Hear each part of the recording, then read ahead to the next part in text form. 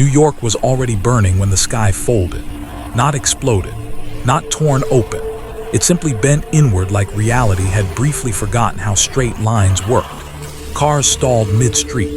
Repulsor fire froze in the air for half a second before dropping uselessly to the pavement. Every enhanced individual in the city felt it at once, a pressure behind the eyes, the same wrongness that had once rippled through another universe and left it smaller than before. Then he appeared. Not with thunder or light, but standing calmly above the chaos, arms folded, tail swaying with mild irritation. Beerus looked down at the Avengers mid-battle and yawned. Hulk roared. Thor raised Mjolnir. Doctor Strange's spell circle shattered the moment it formed. Beerus didn't react. He simply watched, eyes half-lidded, as if deciding whether this universe was worth staying awake for. The battle below meant everything to Earth. To Beerus, it barely registered. And as he stepped forward, reality itself hesitated. Was the Marvel Universe about to be evaluated or dismissed? Before we go any further, let me ask you something.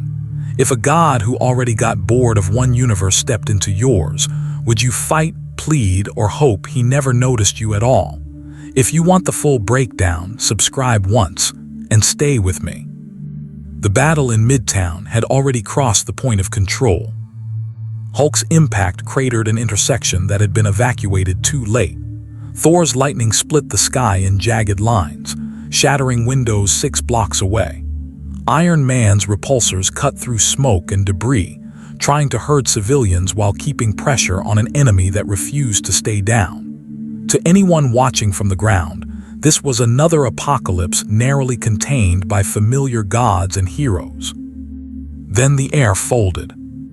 Not ruptured, not torn. It bent inward as if space itself briefly leaned closer to listen.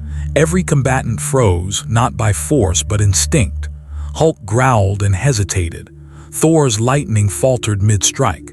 Doctor Strange's spell ring fizzled out the moment it formed, the symbols collapsing like chalk dragged through water.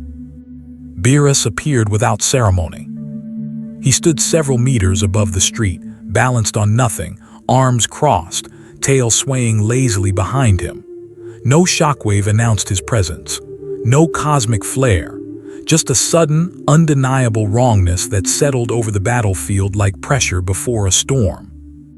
The Avengers reacted instantly.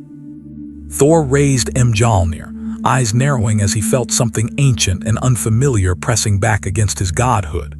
"Stand ready," he warned, voice low.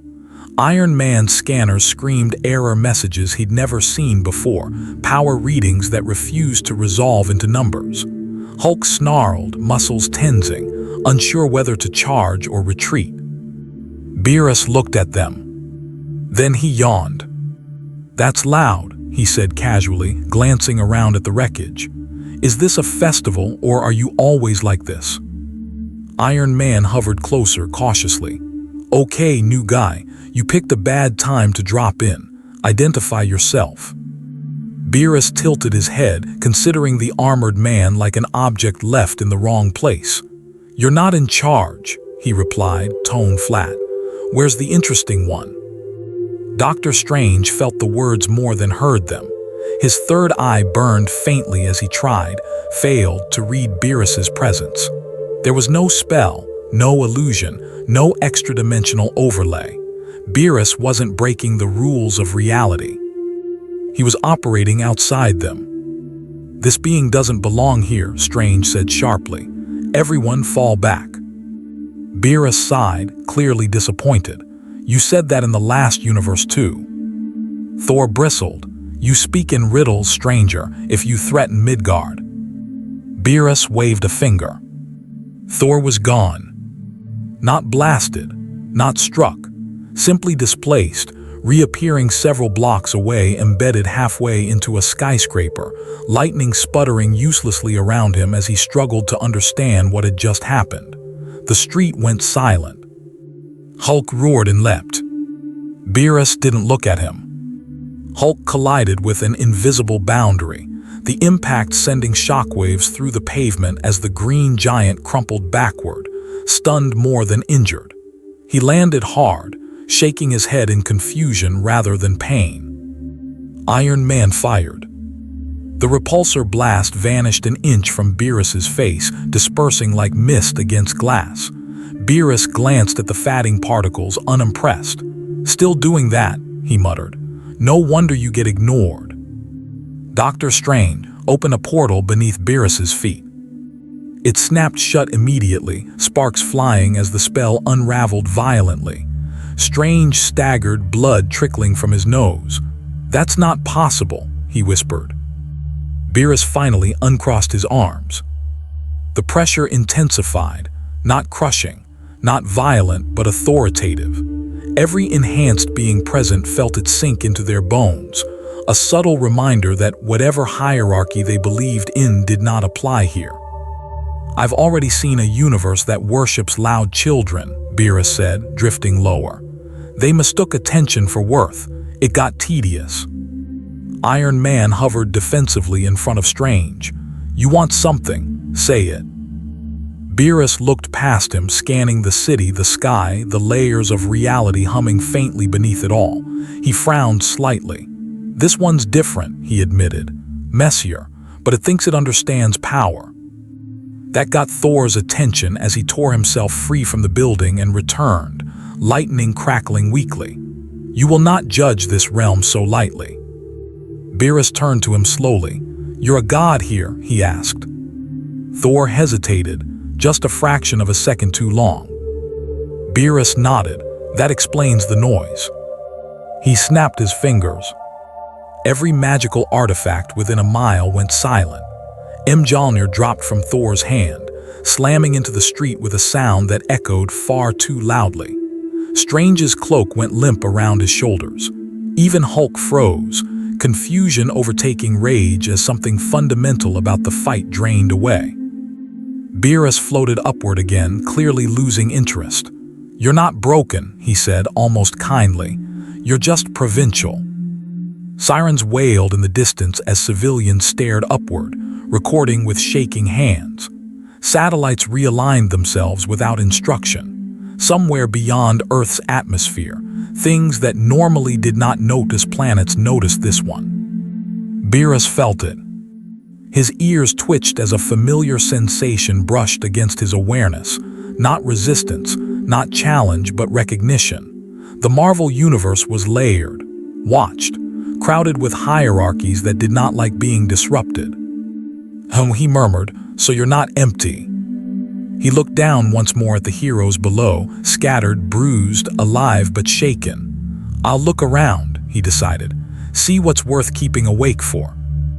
Then he vanished. No sound, no light. Just absence. The battle never resumed. The enemy everyone had been fighting fled unnoticed. Emergency crews rushed in to treat heroes who couldn't explain what had happened. Dr. Strange stared at the sky long after Beerus was gone, dread settling in his chest. "This wasn't an attack," he said quietly. Thor clenched his fist. "Then what was it?" Strange swallowed. "A survey." High above Earth, Beerus drifted calmly through orbit, already bored again, but not enough to leave. Not yet. As distant cosmic presences began to stir in response to his arrival, Beerus smiled faintly. "This place might take longer," he said. And somewhere far beyond human sight, something ancient shifted its attention toward Earth. Not to stop him, but to observe. The Avengers didn't regroup out of fear. They regrouped out of habit. Within minutes of Beerus's disappearance, SHIELD containment teams flooded Midtown, drones mapping every fracture, every anomaly, every unexplained absence of data. Tony Stark stood at the center of it all, helmet off, jaw tight as he replayed the encounter from a dozen angles. None of the footage made sense. Power readings spiked, then vanished. Spatial metrics contradicted themselves. His suit had registered Beerus as present and absent at the same time. Tony hated problems like that. Thor felt it differently. He stood apart from the cleanup Mjolnir resting in his hand again, but heavier than it had ever felt. The hammer had obeyed him once more, yet the memory of it falling, of his power being dismissed without effort, clung to him like frost. Gods did not get waved aside. Not like that. Doctor Strange said nothing for a long time. He watched the sky, fingers twitching as if tracing spells he already knew would fail. Whatever Beerus was, he had not countered magic. He had ignored it. That distinction frightened Strange more than any demonic incursion ever had. "This isn't an invasion," Tony finally said, breaking the silence in the mobile command unit. "If it were, we'd be dead." Natasha raised an eyebrow. "That's comforting." "No," Tony replied, "it's worse. He didn't care enough to finish anything." That assessment set the tone for the next 24 hours. The global response escalated anyway. Satellites were repositioned. Mystic barriers were reinforced.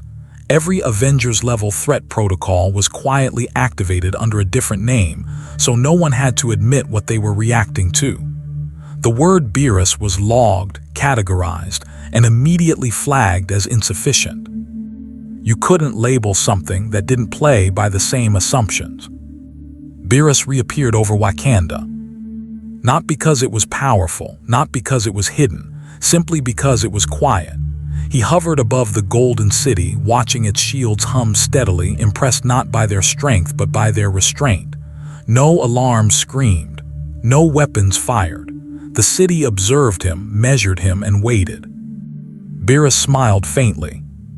T'Challa stepped forward alone onto the highest platform, spear in hand, posture calm but resolute. "You stand over my nation without invitation," he said evenly. "State your intent." Beerus looked down at him, considering. "You didn't panic," he noted. "That's rare." "I find panic unhelpful," T'Challa replied, "especially when facing something beyond comprehension." Beerus nodded once. "Good answer." He drifted lower, close enough that the vibranium beneath T'Challa's feet vibrated subtly in response. The Black Panther did not move. His suit registered stress, but it held. Beerus did nothing. After several long seconds, he rose again and vanished. No damage, no warning, no judgment. Across the planet, that moment went unnoticed by the public, but not by those watching closely. Cosmic observers stirred. Dormant sensors buried in places only sorcerers remembered lit up briefly, then went dark. Somewhere far beyond Earth, beings who rarely agreed on anything reached the same conclusion independently. This entity was not aggressive. That did not make it safe. Back in New York, the Avengers misread the silence as opportunity. "If he's surveying," Steve Rogers said during the debrief, "then he's gathering information, which means we still have time to prepare." Beerus appeared behind him mid-sentence. Steve froze, heart spiking, every instinct screaming as Beerus leaned slightly to the side, peering at the tactical display. "Oh," Beerus said, "you plan." The room erupted into motion. Repulsors powered up, shields came up. Strange spun, cloak snapping into place as spells formed reflexively. Steve turned slowly, forcing himself to meet Beerus's gaze. "We defend this world," Steve said firmly, "if you're a threat." Beerus sighed loudly. Steve vanished, reappearing outside the facility, embedded chest first into reinforced concrete, shield clattering beside him. He was alive, bruised, humiliated. Beerus looked around at the stunned room. "You keep mistaking restraint for permission."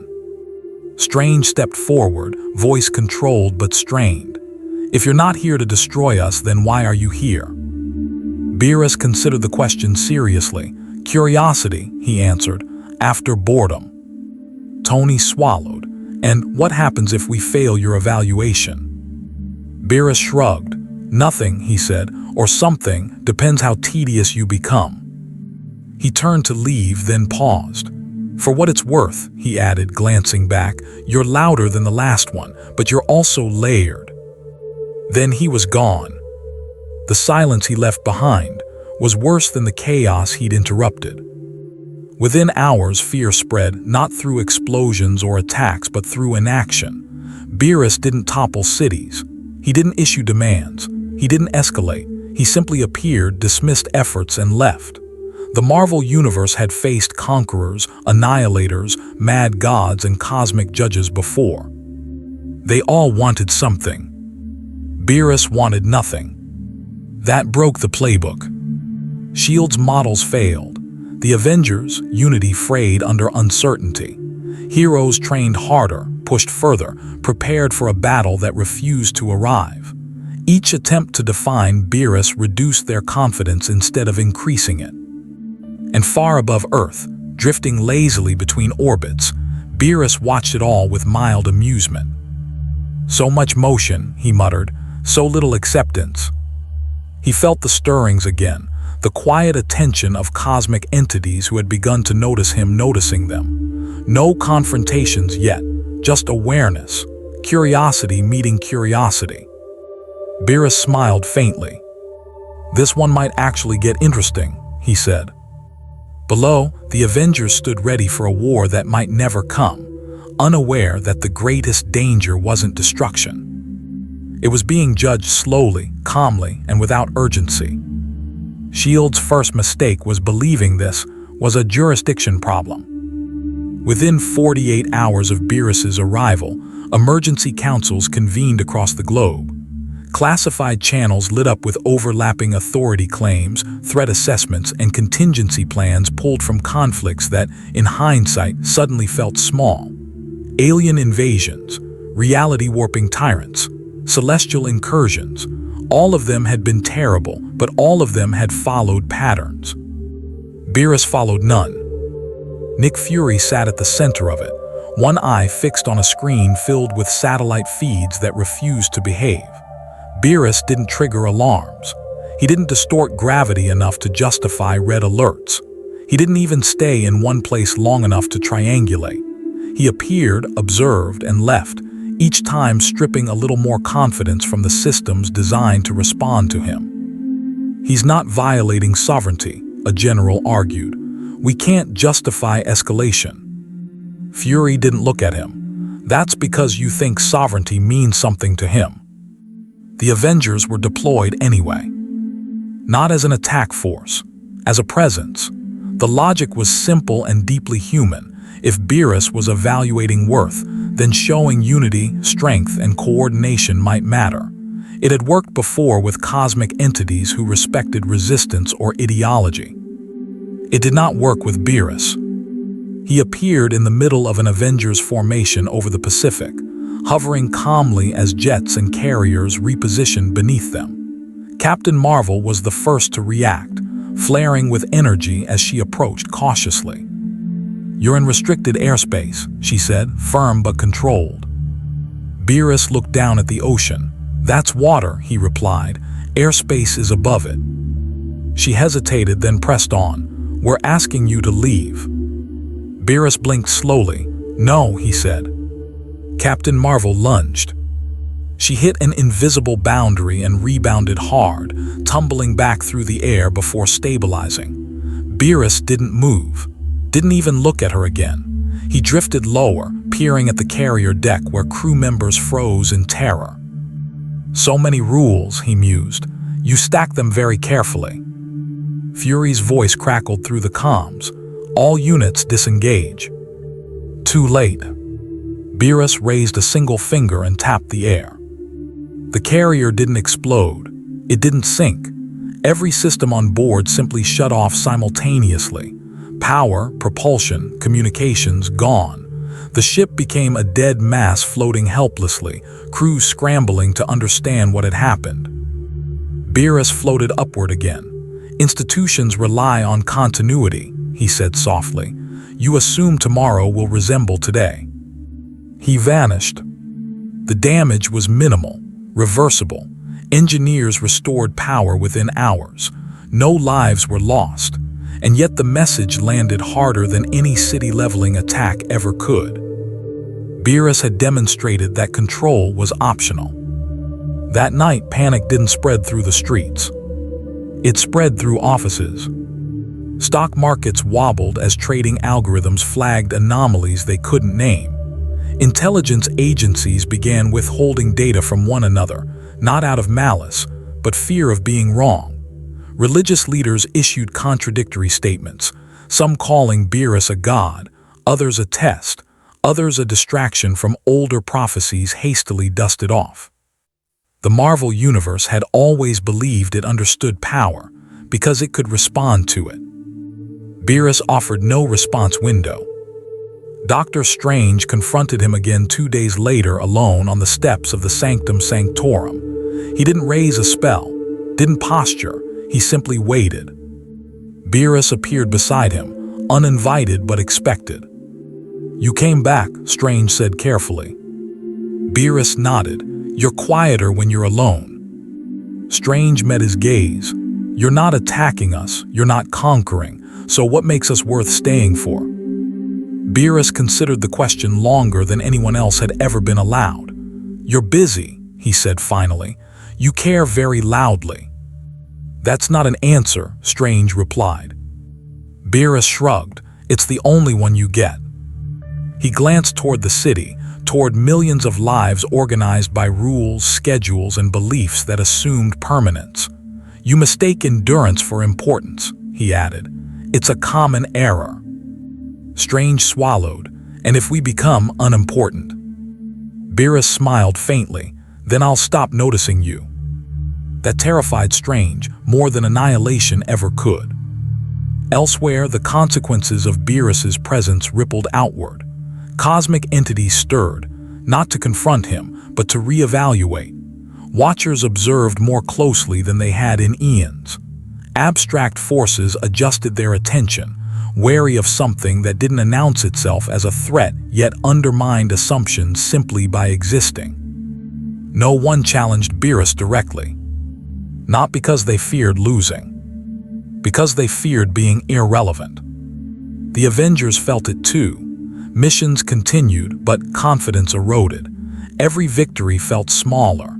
Every threat felt less meaningful under the shadow of a being who could erase effort without effort of his own. Tony Stark worked obsessively, chasing a metric that didn't exist. "There has to be a scale," he muttered. "Everything has a scale." Beerus appeared in his lab unannounced, watching silently as Tony paced. "You're trying to measure me," Beerus said. Tony stiffened, then forced a grin. "You'd be surprised what we can measure." Beerus leaned closer, peering at the holograms. "I would," he said, "but you're not surprising."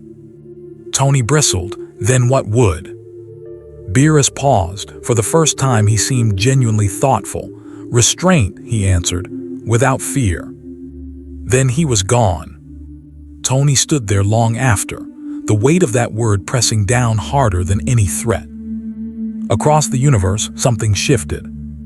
Not an attack, not a warning, a subtle alignment among cosmic observers who rarely agreed. Beerus was not a destroyer rampaging through a fragile system. He was a variable no institution could account for. And that made him dangerous in a way no invasion ever had been. High above Earth, Beerus drifted lazily, tail swaying, boredom held at bay by mild curiosity. He felt the growing tension, the silent recalculations, the attention converging slowly toward the planet he had chosen to linger near. "So many systems," he murmured, "all pretending they matter." He smiled faintly. "Let's see what happens when they realize they don't." Below, alarms began sounding, not from Beerus's actions, but from the cosmos itself, as something ancient and authoritative began shifting its focus toward Earth. Not to stop Beerus, but to account for him. The first thing to fail was prediction. Not satellites, not weapons, not even magic, those still functioned technically. What collapsed was confidence in forecasting. Every model shield ran assumed cause and effect. Beerus broke that assumption simply by existing. He did not respond to provocation. He did not reward preparation. He did not punish defiance. He appeared where he wanted when he wanted and left without completing any recognizable objective. that made Earth unstable in a way no invasion ever had. Governments began canceling plans not because they were impossible, but because they were irrelevant. Disaster drills were paused. Evacuation routes went untested. When the question, "What if he shows up here?" was asked often enough, it eventually stopped being answered at all. New York didn't rebuild fully after Midtown. It waited. Tokyo delayed infrastructure projects. London quietly rerouted air traffic. Wakanda reinforced nothing and changed everything, shifting priorities inward, focusing on adaptability rather than defense. The world didn't unite. It recalibrated. Beerus noticed. He appeared in low orbit one afternoon, watching continents move beneath him, eyes half-lidded. Earth felt different now. Not quieter, but careful. Like a system that had accepted it could not control every variable and had decided to minimize motion instead. "Learning," he murmured, slowly. That was when the first major miscalculation happened. SHIELD greenlit Operation Presence. It wasn't an attack. It wasn't containment. It was symbolic. A coordinated global demonstration of heroic response, designed to show Beerus that Earth could act cohesively without panic. Avengers deployed simultaneously across multiple hotspots, resolving crises efficiently, cleanly, visibly. The message was meant to be subtle. We function. We endure. We matter. Beerus arrived halfway through. Not in the sky. In the middle of a hospital corridor in Chicago, where Captain America was helping evacuate civilians after a reactor malfunction. The hallway lights flickered as Beerus appeared, arms crossed, tail swaying gently as he took in the scene. Steve froze. Beerus watched a nurse push a gurney past him, oblivious, focused only on saving the patient. "This is new," Beerus said. "You're performing for me while pretending you're not." Steve swallowed. "People are dying," he said evenly. "Whatever you think this is, it's not about you." Beerus considered that. "You're lying," he replied calmly, "but you believe it." That distinction saved Steve's life. Beerus stepped aside as the gurney passed, then vanished without another word. Across the world, similar moments occurred. Brief appearances, silent observation, no interference, no reward. Heroes felt his presence like a weight they were not allowed to acknowledge. The operation concluded with no incident. SHIELD declared it a success. Beerus disagreed. He reappeared above the Sahara that night, staring down at a desert that had not tried to impress him. No heroes, no spectacle, just silence and scale. "Better," he said. The realization hit too late. By trying to demonstrate worth, Earth had confirmed Beerus's suspicion that it still thought attention equaled importance.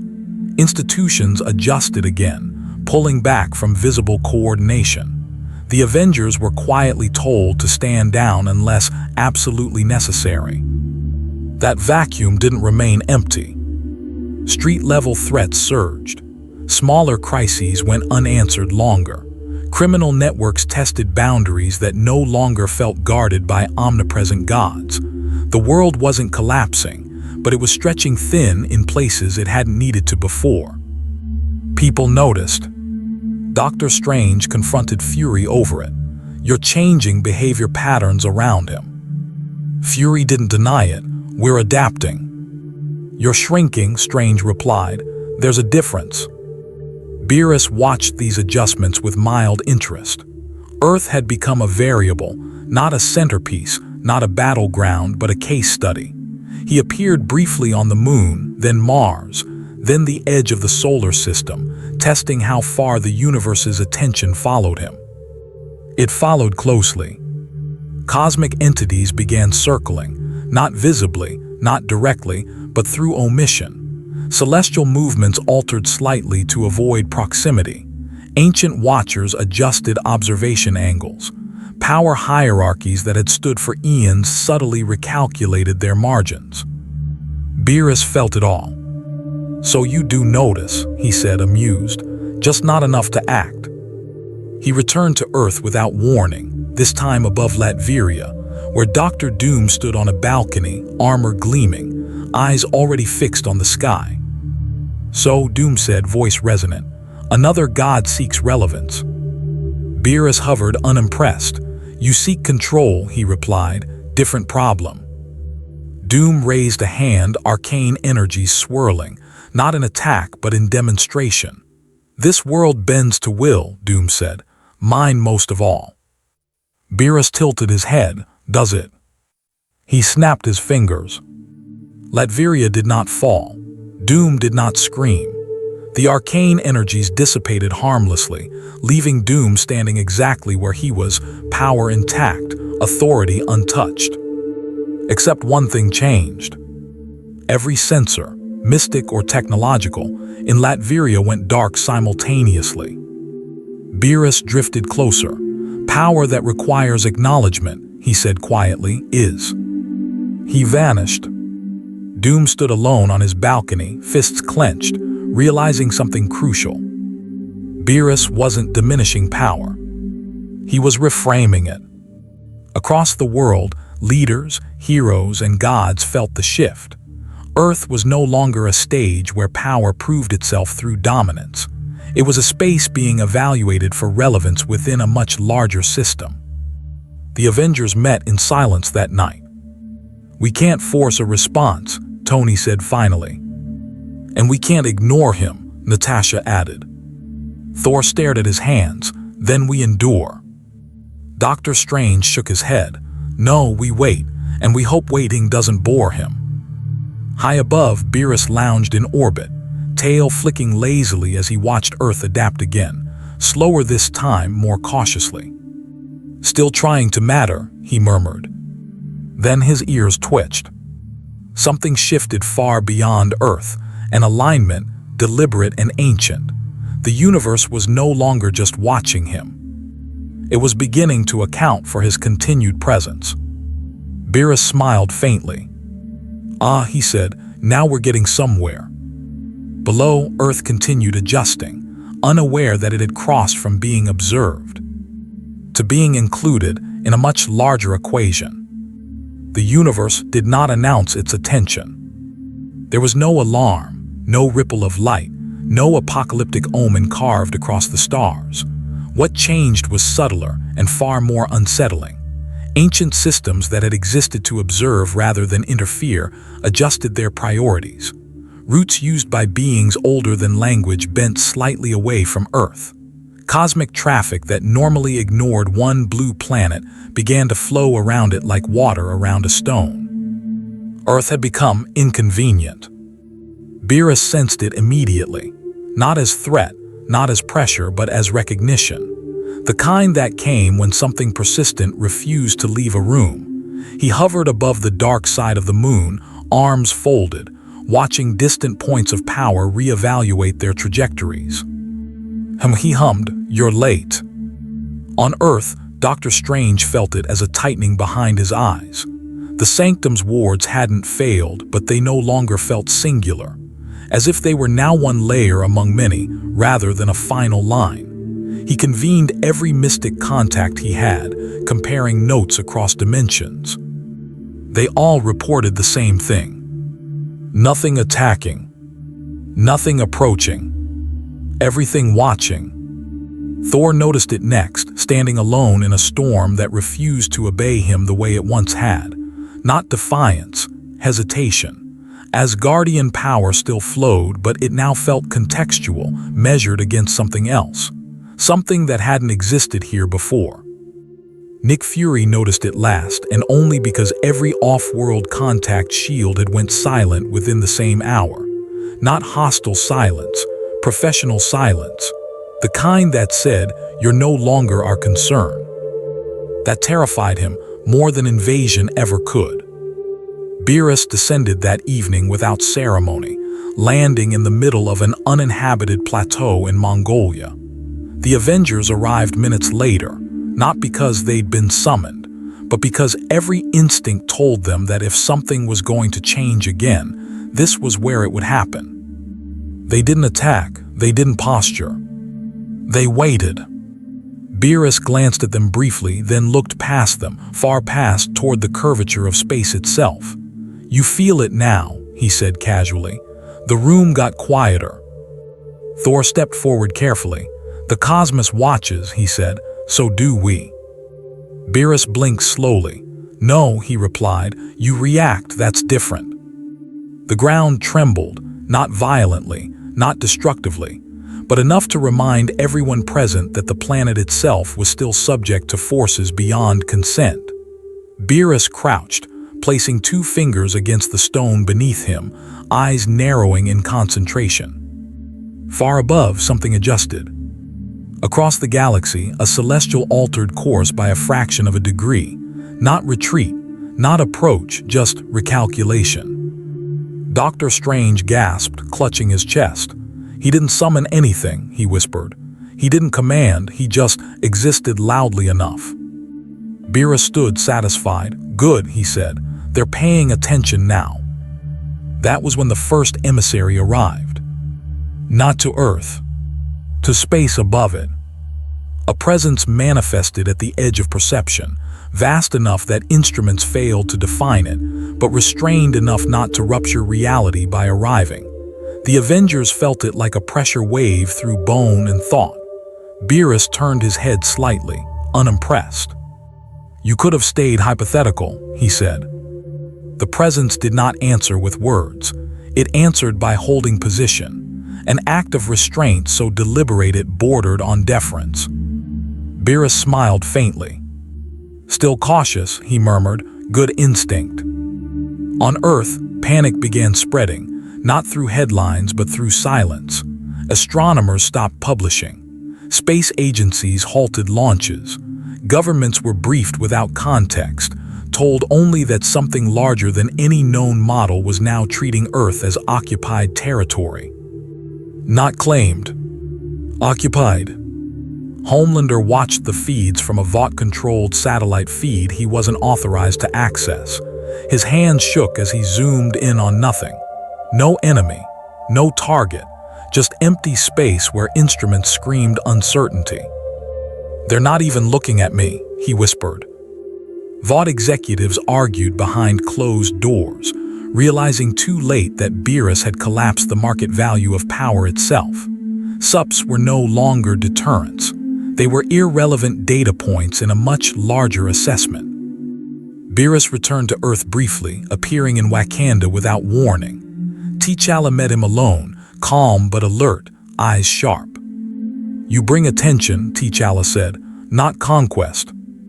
Beerus nodded. "You understand context." "And what does that attention demand?" Beerus considered. "Nothing yet."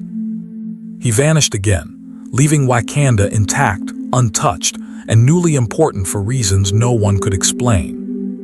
The cosmic presence above Earth shifted slightly closer, not enough to threaten, enough to signal. Dr. Strange gathered the Avengers again, urgency tightening his voice. "This isn't escalation in the way we understand it. This is classification. Earth is being refiled." "As what?" Tony asked. Strange swallowed. "Relevant." Beerus hovered between stars, arms behind his head now, lounging in vacuum as if it were a couch. He watched the presence, then another, then faint indicators of others beyond perception, all adjusting their equations. "You're wondering if I'll stay," Beerus said aloud, though no one had asked. He closed his eyes. "I'm wondering how long you'll last once I'm bored again." Below, Earth rotated quietly, unaware that its survival was no longer a question of defense or heroism, but of continued interest. The presence above Earth stabilized, settling into observation rather than motion.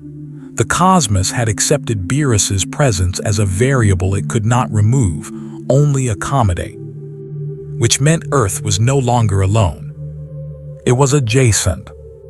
Beerus opened one eye, tail flicking thoughtfully. "Let's see what you do next," he murmured. Far below, alarms finally began to sound, not of attack, but of arrival. Something ancient was aligning its awareness directly with Earth for the first time in millennia. and Beerus was still there to see it. Earth didn't fall apart when it stopped being special. That was the most unsettling part. Cities still woke up, power grids still hummed, morning news still argued over headlines that no longer mattered. From the surface, it looked like survival. From orbit, it looked like inertia. The planet kept moving because it always had, not because anything was protecting it anymore. Beerus drifted at the edge of Earth's gravity well, legs crossed, chin resting in one hand. He watched the planet rotate with mild curiosity, the way someone might watch a machine continue running long after its purpose had expired. The cosmic presences that had aligned themselves nearby didn't interfere. They adjusted. Earth was no longer a stage. It was a variable. Dr. Strange felt the change most acutely. The sanctum's windows no longer showed threats approaching. They showed absence. Futures he had once glimpsed as branching possibilities now collapsed into fewer outcomes, not because danger was imminent, but because relevance had narrowed. Earth wasn't being targeted. It was being ignored correctly. "This is worse," he said quietly to Wong. "We know how to fight invasion. We don't know how to matter." Nick Fury received confirmation an hour later. Off-world diplomatic channels reopened, not to Earth, but around it. Treaties were renegotiated without mention of the planet. Patrol routes were redrawn to bypass Sol entirely. Earth had become neutral territory in a war it didn't know existed, simply because Beerus happened to be nearby. Thor returned to New Asgard and found the Bifrost unresponsive, not broken, just unwilling. The ancient mechanisms that once bridged realms hesitated, sensing a presence that made shortcuts undesirable. When Thor tried to summon the storm, it came late, as if checking first. "Even the thunder's thinking twice," he muttered. Beerus descended again, this time to Manhattan, landing atop the remains of a half-repaired Stark Tower. The Avengers arrived quickly, but without urgency. There was nothing to rush. No countdown, just the growing certainty that the universe had shifted one step to the left and left Earth behind. Tony Stark looked up at him, jaw tight. "So this is it?" he asked. "You show up, everything else backs off, and we're supposed to just exist." Beerus shrugged. "You've been doing that the whole time." Dr. Strange stepped forward. "You've changed the cosmic balance." Beerus glanced at him. "No, I revealed it." Below them, traffic continued. People walked past the building, unaware they were standing at the edge of a recalibration point. Beerus leaned over the edge, peering down at humanity with faint interest. "You built your identity on reaction," he said. "Threats arrive, you respond, you win, you grow. But what happens when nothing needs you anymore?" Homelander watched the exchange on a delayed feed, rage simmering beneath panic. Vought had deployed every narrative asset it had, hero interviews, reassurance campaigns, fabricated threats, to reclaim relevance. None of it stuck. Beerus never looked at the cameras, never acknowledged the spectacle.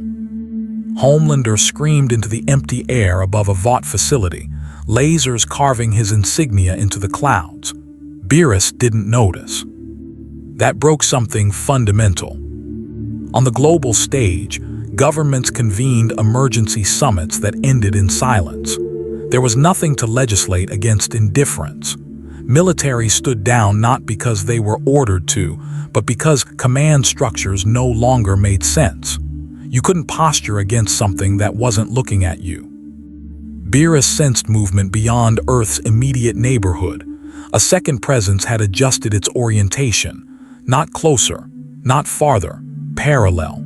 A silent acknowledgement that Beerus was not leaving anytime soon. Beerus murmured. "You're adapting faster than the last universe."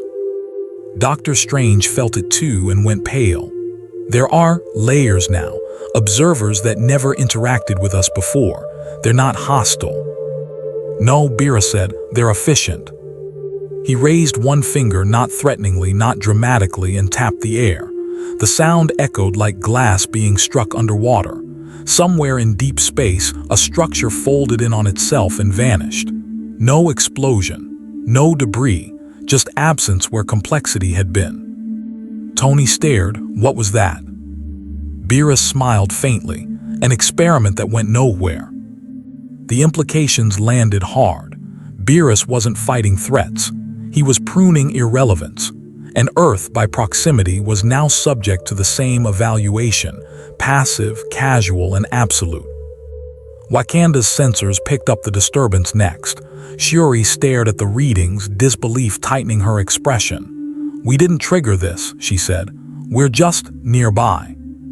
T'Challa nodded, "which means we must decide what nearby means." Beerus appeared at Wakanda's edge again, unannounced but expected. He surveyed the city, the technology, the restraint. "You plan," he observed, "even when it doesn't help." "It helps us stay human," T'Challa replied.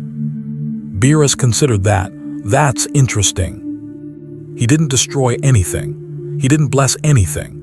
He simply left again, and Wakanda's importance rose quietly in every unseen ledger across the cosmos. Dr. Strange gathered the Avengers one last time. "We're not losing," he said, "but we're not winning either. The universe is reorganizing itself around something that doesn't need us." "And if he leaves?" Natasha asked. Strange hesitated. "Then the attention he attracted won't leave with him." As if on cue, the sky darkened, not with clouds but with presence. A third observer aligned its awareness toward Earth, curiosity sharpening into something more focused. Beerus noticed and smiled, genuinely amused now. "Oh," he said softly, "you're getting ideas." He floated higher, stretching lazily, as if preparing to depart, or to stay just long enough to see what happened next. Below, Earth spun on, no longer the center of anything, yet suddenly far more exposed than it had ever been. And far beyond the stars, something ancient made a decision. Dominance didn't arrive with a sound. There was no invasion force, no skyfare, no armada blotting out the sun. The shift came as a subtraction. Satellite feeds still worked, but certain regions of space now returned null. Not interference, not jamming, just absence where data used to exist. Astronomers argued at first, blaming calibration errors. Then 3 separate observatories on 3 continents reported the same void in the same place. Something was there, and it didn't want to be seen. Beerus noticed before anyone else because he wasn't looking with instruments. He felt the pressure equalize, the way a room changes when someone powerful stops pretending to be invisible. He hovered above Earth's night side, eyes half-lidded, tail slowly curling. "So," he said to no one in particular, "you decided not to knock." The observers that had aligned earlier did not react. They were no longer the ones moving. Whatever had arrived wasn't interested in posturing or signaling or negotiating its presence into the existing hierarchy. It simply was, and that was enough to force recalculation everywhere else. Dr. Strange felt the sanctum's wards invert, not breaking, but turning inward like defensive instincts folding into self-preservation. He staggered, catching himself on the edge of the cloak's table, breath shallow. "This isn't judgment," he whispered. "This is comparison." The Avengers assembled without a call. No alarms had gone off, but every enhanced individual felt the same wrongness pressing down, the same sense that the universe had shifted its weight and hadn't told them why. Tony Stark scanned the sky with tech that suddenly felt decorative. "Tell me we've got a read," he said. "We don't," Maria Hill replied flatly, "and neither does anyone else." Thor stood still, listening to something no one else could hear. "The old powers are quiet," he said, "not hiding, yielding." Beerus descended into the atmosphere slowly, deliberately, as if to make a point of not rushing. He landed on the empty deck of an aircraft carrier that had been repositioned into the Pacific as a show of readiness no one believed in anymore. The wind didn't move around him. The ocean didn't react. Dominance didn't need spectacle. "You feel small," Beerus said, not unkindly as the Avengers approached. "That's new for you." Strange met his gaze, Something else is here. Beerus nodded, yes. And it doesn't care about you. Beerus smiled thinly. That's what makes it interesting. Across the globe, institutions froze. SHIELD halted all active operations. Wakanda sealed its borders not against invasion but observation. Vaught's remaining assets went silent, their handlers realizing that whatever came next wouldn't be stopped by branding, firepower, or narrative control. Homelander tried to take the sky again, screaming challenges into the clouds until his voice broke. Nothing answered. Not Beerus, not the thing above everything else. That was worse than defeat. The first confrontation happened without contact. A celestial probe, ancient, autonomous, designed to measure and archive cosmic anomalies, drifted into the null zone. Its systems failed instantly, not catastrophically, selectively. Memory, purpose, directive, all gone in the same instant. It continued moving for a few seconds, then simply forgot why. Beerus watched the feed through borrowed perception, unimpressed. I told you, he said. No face. Tony swallowed. That thing didn't attack it. No, Beerus agreed.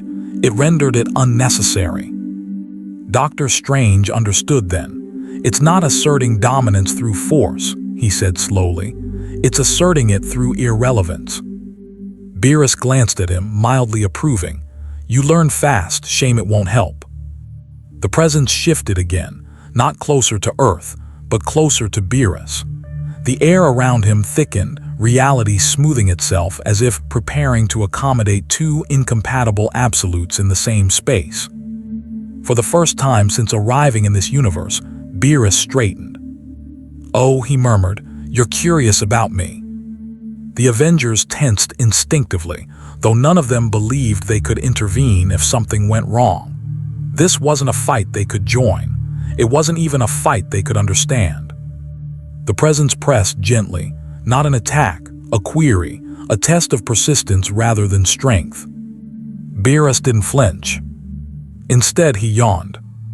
The pressure met something immovable, not resistance, not counterforce, but disinterest so absolute it refused to register as opposition. The presence paused, recalculating, encountering something it hadn't accounted for, a being that didn't seek to dominate the system it was assessing. Beerus floated upward, meeting the edge of the null zone with casual ease. He extended one clawed finger and tapped the boundary, not to break it, not to challenge it, but to acknowledge it. The null zone rippled. Across the universe, observers reacted, not with alarm but with uncertainty. Two absolutes had acknowledged each other without conflict, and no model existed for what that meant next. On Earth, the consequences were immediate and quiet. The sky didn't tear open. The ground didn't shake. Instead, power hierarchies dissolved overnight. SUPs lost sponsorships. Governments quietly admitted they had no leverage.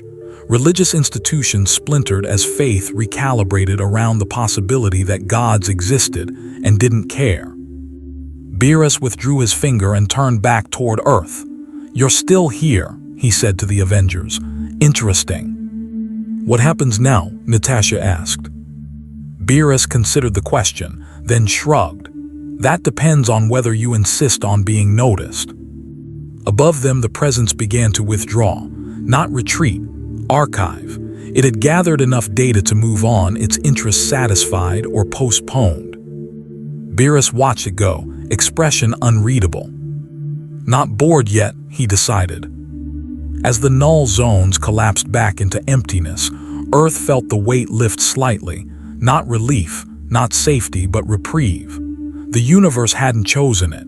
It had simply decided not to erase it today. That night, Dr. Strange dreamed of futures where Earth survived by staying quiet. Homelander screamed himself hoarse in an empty sky, finally understanding that dominance without attention was just noise. Beerus left the carrier deck without warning, vanishing into space with the casualness of someone stepping out for air. But he didn't leave the universe. And far beyond Earth's orbit, something that had never been challenged began to wonder. Not about victory or defeat, but about competition. Resistance didn't fail. It dissolved. There was no moment where Earth's defenders charged and fell. No final stand. No heroic last stand framed against impossible odds. What happened instead was far more damaging to the idea of resistance itself. The shape of opposition simply stopped making sense. Nick Fury understood it first, sitting alone in a darkened command room filled with screens that no longer showed threats, only absences. Every model shield had ever built assumed intent. Enemies wanted something: territory, resources, fear. Even gods historically demanded worship or obedience. Beerus wanted none of that. And whatever had brushed against him from beyond, the null zone wanted even less. You can't resist something that doesn't care whether you exist, Fury muttered. You can only endure it. On the streets, people felt the change without understanding it. Panic didn't spike.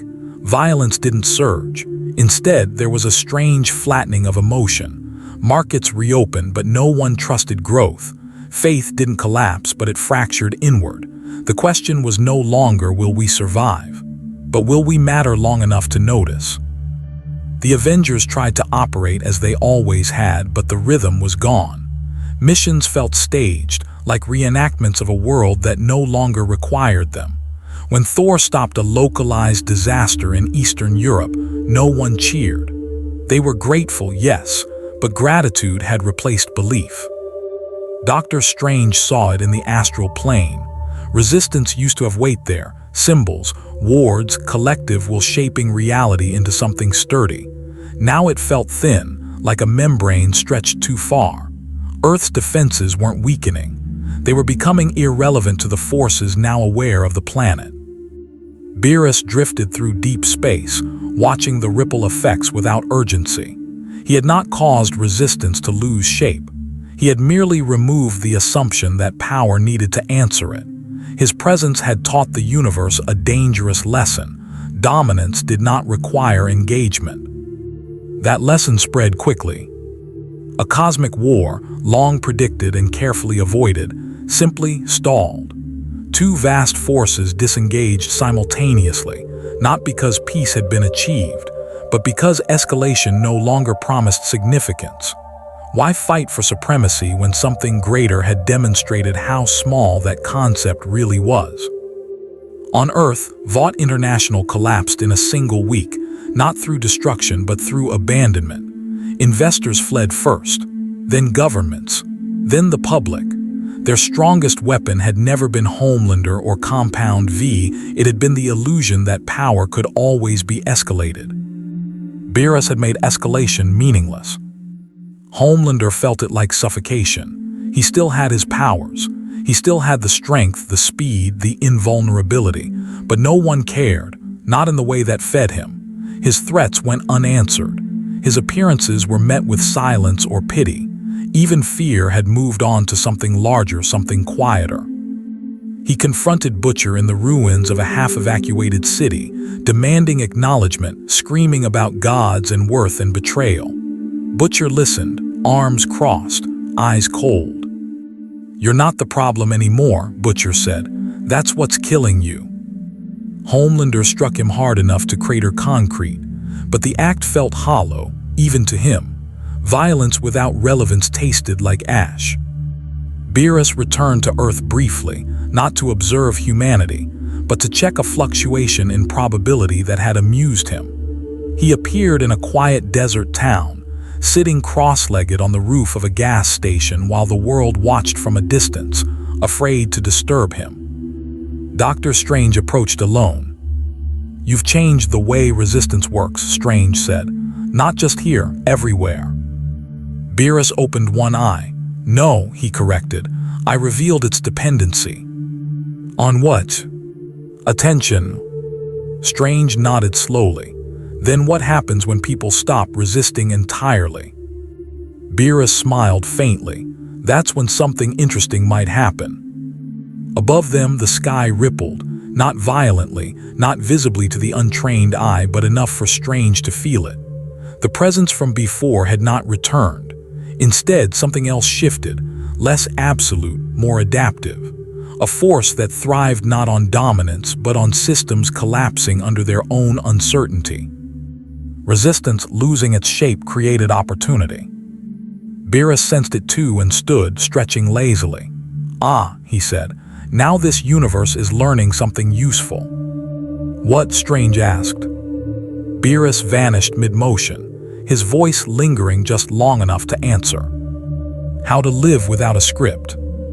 Across the planet, emergency protocols were quietly retired, not because danger was gone, but because preparation itself had become a liability. Earth was learning to be small on purpose, to survive by not demanding relevance. But something else was learning too. In the deep spaces between observation and neglect, a new pattern emerged, one that fed on systems that no longer knew how to oppose anything. Resistance had lost its shape, and something hungry had noticed the void it left behind. Far away, Beerus paused mid-flight, tail flicking thoughtfully. "Oh," he murmured, "you're moving already." He didn't stop it. He didn't warn anyone. He simply turned to watch.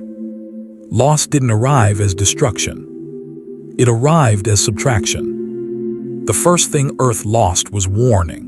Not alarms, not intelligence failures, but the sense that something was about to go wrong. Entire regions went quiet in ways no system could explain. Communications didn't cut off mid-sentence. They completed their last transmission normally, and then never transmitted again. Nick Fury stood over a world map as light after light went dark. "That's not an attack pattern," he said. "That's erasure without hostility." Doctor Strange felt it simultaneously in the astral plane. Entire conceptual structures, belief anchors, probability nexuses, long-standing spiritual guardians, weren't destroyed. They were finished with, like pages turned past in a book that would never be reopened. "This isn't Beerus," Strange said immediately. "This is consequence." The adaptive presence Beerus had noticed was no longer testing. It was acting. Not violently, not aggressively, but with the efficiency of something that thrived on unattended systems. Resistance had lost its shape, and now loss had lost its drama. Thor was the first Avenger to experience it directly. He traveled to a realm that had existed alongside Midgard for millennia, a quiet place, rarely visited, protected by old compacts and older faith. When he arrived, there was nothing wrong. The sky was blue, the ground was solid, and the realm was empty. No bodies, no damage, no signs of struggle, just a completed absence where a civilization had once been. Even the memory of the place felt thin, as if recalling it required effort Thor had never needed before. "This realm mattered," he said quietly. Beerus appeared beside him without sound, hands clasped behind his head. "It did," he agreed, "until it didn't." Thor turned sharply. "You let this happen." Beerus shrugged. "I didn't stop it." "That's the same thing." Beerus glanced at him, unimpressed. "No, it's the difference between murder and inevitability." On Earth, the loss became undeniable when Wakanda's outer observation network failed, not catastrophically but conclusively. Shuri stared at the data in disbelief. "The satellites didn't crash," she said. "They were dismissed." T'Challa closed his eyes briefly. Wakanda had survived gods, wars, and centuries of isolation. Now it had lost something it couldn't even name, its guarantee of relevance. Global panic finally arrived then, but it was directionless. There was no enemy to rally against, no banner to raise. People didn't scream. They withdrew. Entire communities shut down not out of fear but resignation. Beerus watched it all from a distance, floating above the atmosphere, gaze unfocused. He wasn't pleased. He wasn't disappointed.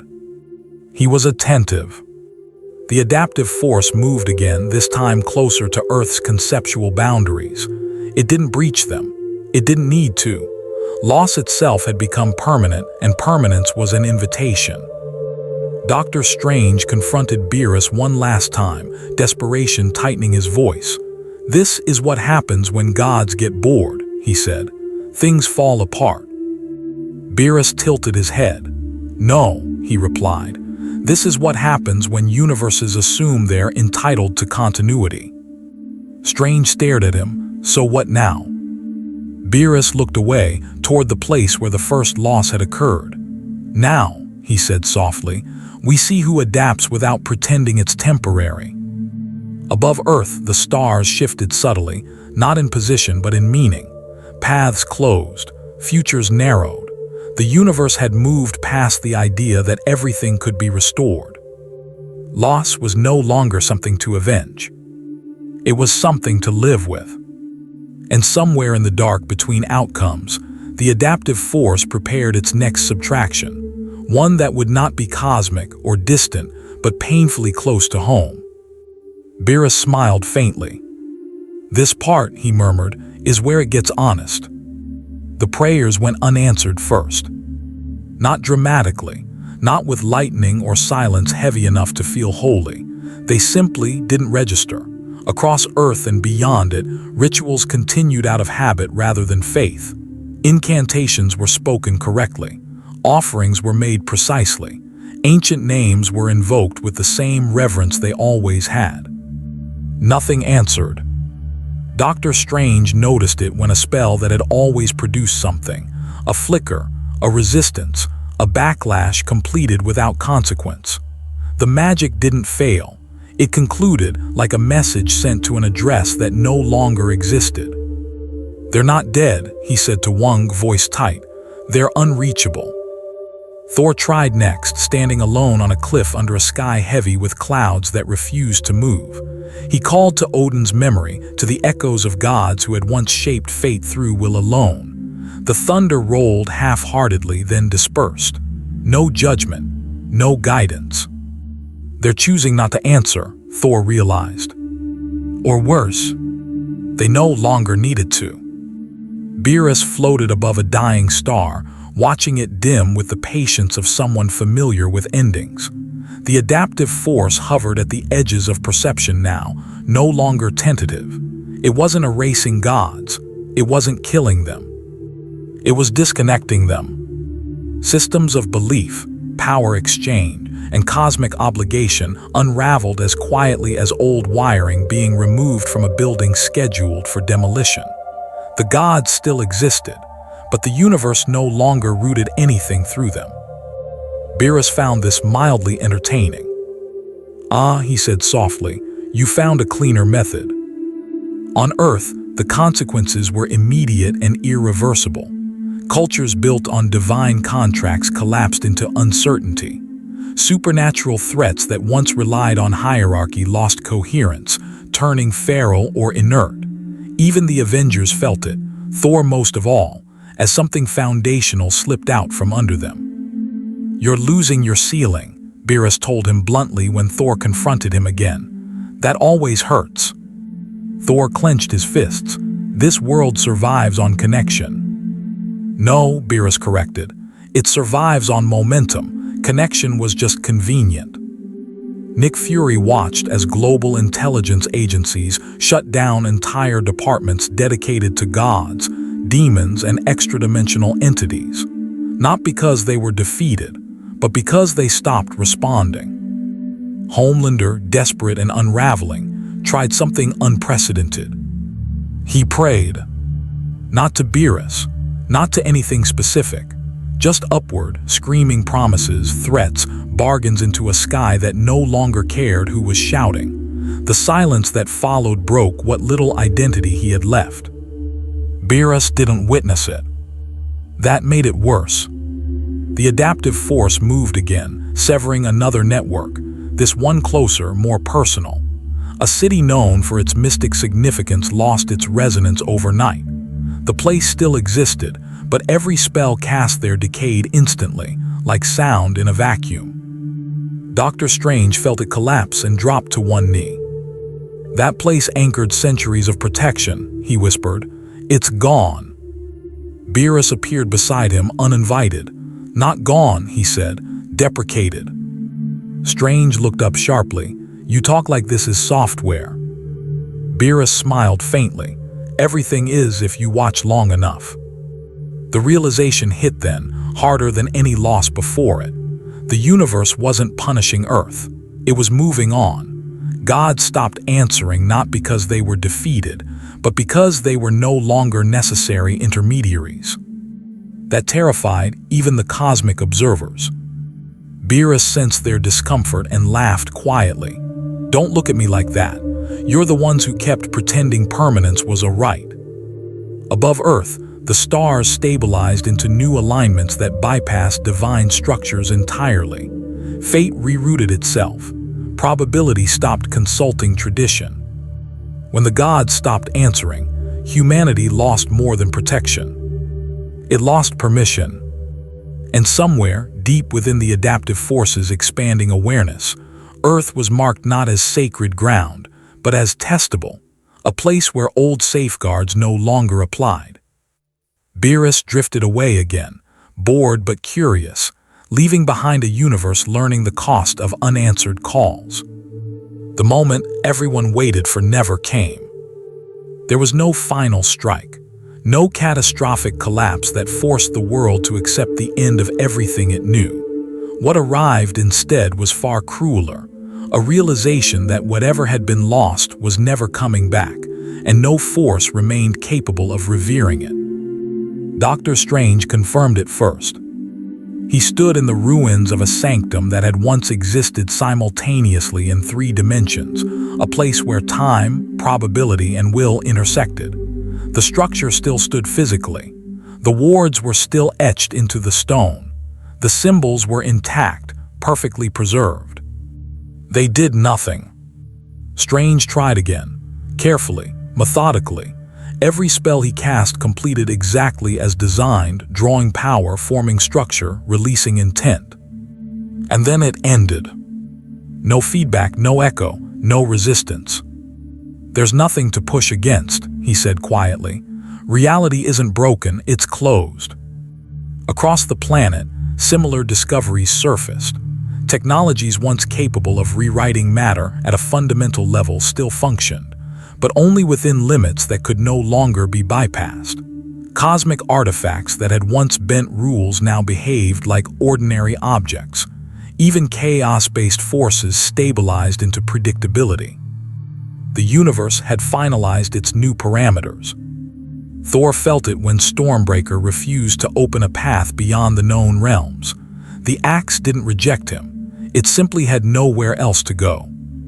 The doors are gone, he said, staring into empty space where pathways once shimmered. Not sealed, removed. Nick Fury received the final confirmation through channels that shouldn't have existed anymore. A message from an off-world intelligence collective, short, clinical, and devastating. Rollback impossible, previous configurations archived, current state accepted. That was it. No appeal. No countermeasure, no escalation left to attempt. Beerus watched all of this from the edge of a dead galaxy, chewing thoughtfully on a piece of fruit he'd taken from a world that no longer remembered growing it. The adaptive force lingered nearby now, no longer moving, no longer testing. It had finished. Beerus regarded it with mild interest. You're done already. The presence did not answer. It didn't need to. It had achieved its objective, not domination, not annihilation, but stability through subtraction. The universe no longer relied on legacy systems. It no longer tolerated unresolved hierarchies. Everything that remained had proven it could exist without special treatment. Beerus found that respectable. On Earth, the consequences became painfully personal. Entire disciplines collapsed overnight. Mystic orders disbanded not in despair but in acceptance.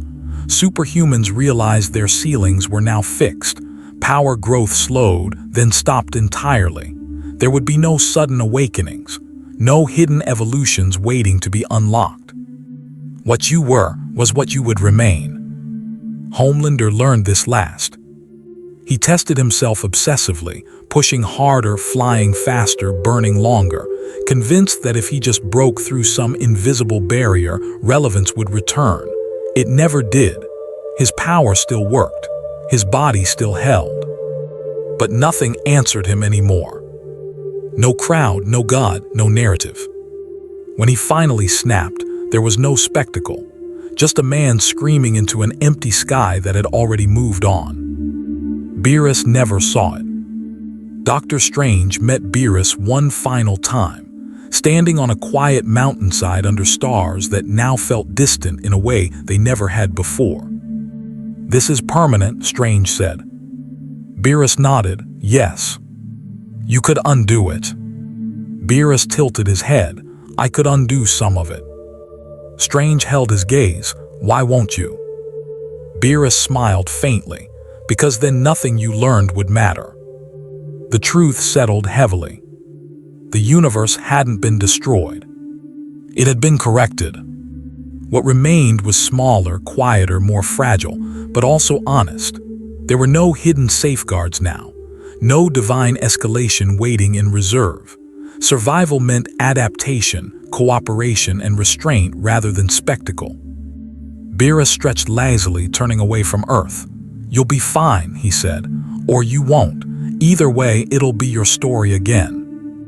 "And you?" Strange asked.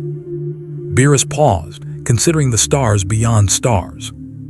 "I'm not bored anymore," he replied, "but I'm done here."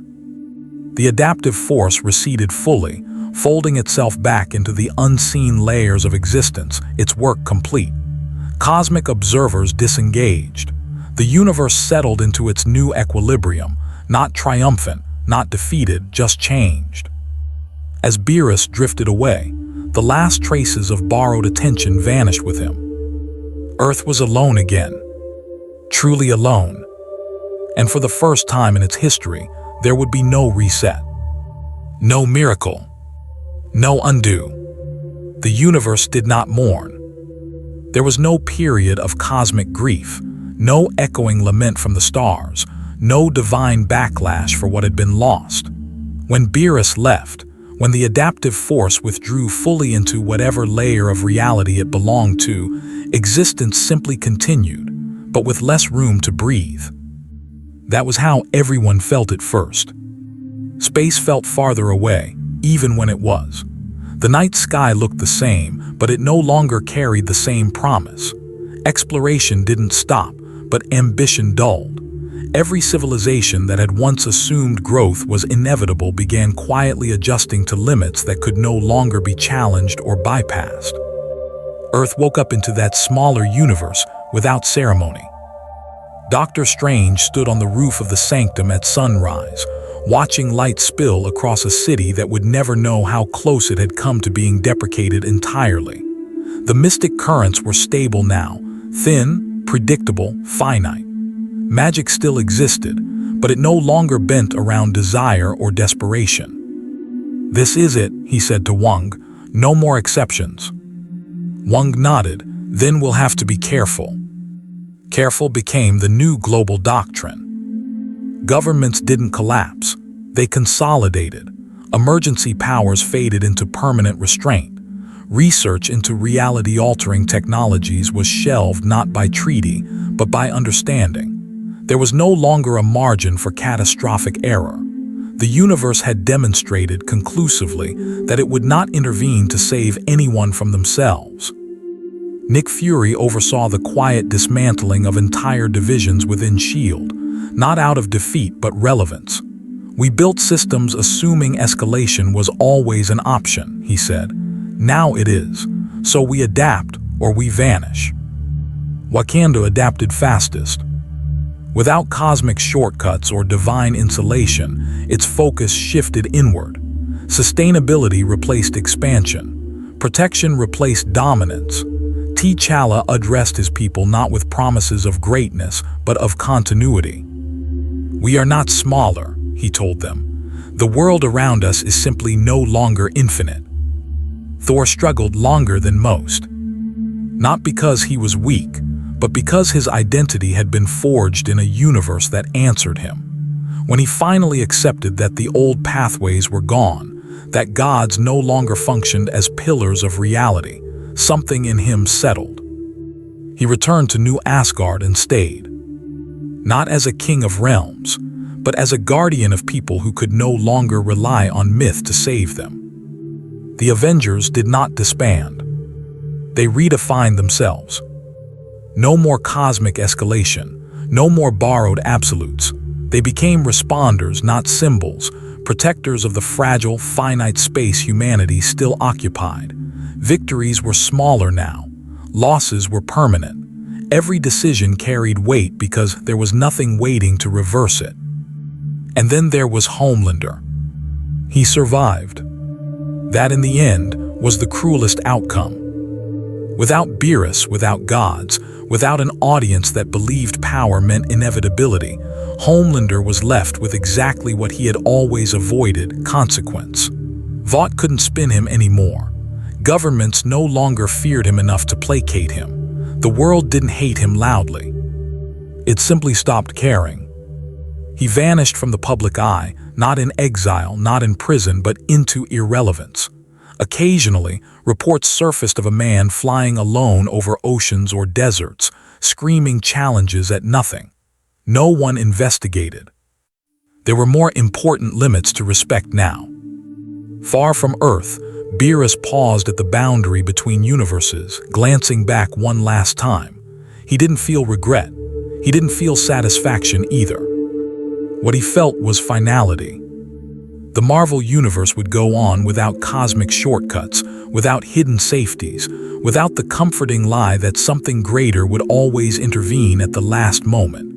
It was smaller, yes, but also clearer. Every choice mattered now because nothing would overwrite it. "Good enough," Beerus murmured.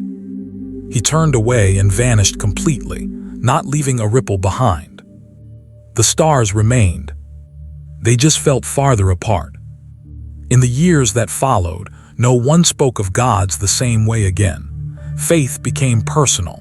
Power became accountable. Stories ended where they should, instead of being dragged forward by spectacle. The universe did not rebuild what was lost. It accepted it. And in that acceptance, something quietly unprecedented happened. Humanity stopped waiting to be saved. Not because it believed it was strong enough, but because it finally understood that survival was no longer guaranteed by attention, escalation, or narrative importance. It was earned, day by day, in a universe that had learned irrevocably how small it could be.